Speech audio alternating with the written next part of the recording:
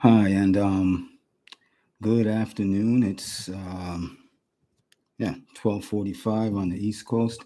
Just want to take a minute and share my experiences with um, Chat GPT, um, the latest, I guess, public advancement in artificial intelligence. Um, I just wanted to share some takeaways. I set up an account last night to see what the fuss was about, and I'll say I was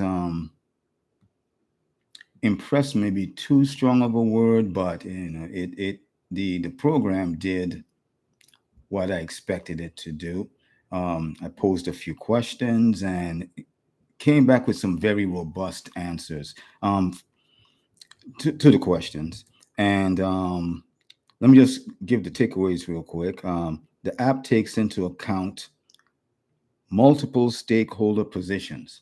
Um, and I'm gearing this toward government policymakers and the policy analysts that assist them in making decisions.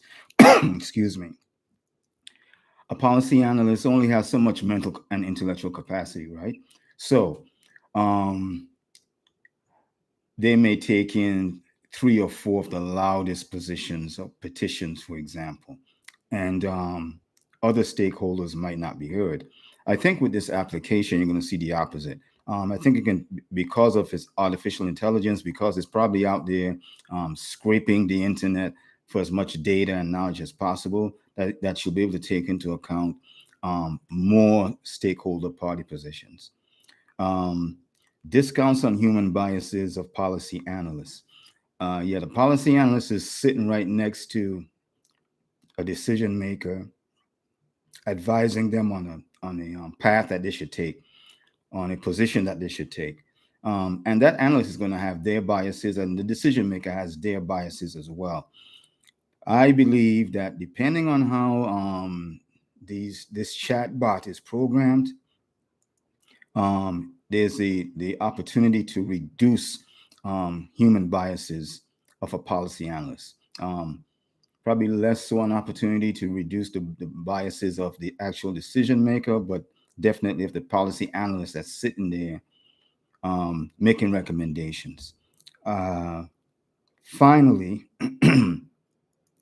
it forces policymakers to become more insightful and intuitive. What do I mean by that? Um, if you've got this app, this bot that is scraping the internet to come up with robust recommendations, the missing element is going to be that human element, that insightfulness. In other words, the decision maker, they've typed in their questions, and now they've got a response, but now they have to apply the information that they've used to get a decision. And I think this gives the decision maker an opportunity to get outside of the box and not to be so quantitative, but to be even more qualitative. This is where I expect that decision maker to really apply human judgment. And I think this puts on the decision maker the onus of really getting out into the public, if you will, and meeting with people and talking to people and understanding those human needs, something that a machine can't do. So anyway, that's my quick take on Chat GPT. I welcome you to visit my blog. I'm at lawandpoliticsofaltondrew.com. Or you can reach me also at altondrew.com. And I've got it. I've got this piece in writing, and check out my other writings as well. And visit my authors page. That page is at amazon.com/author/Alton Drew.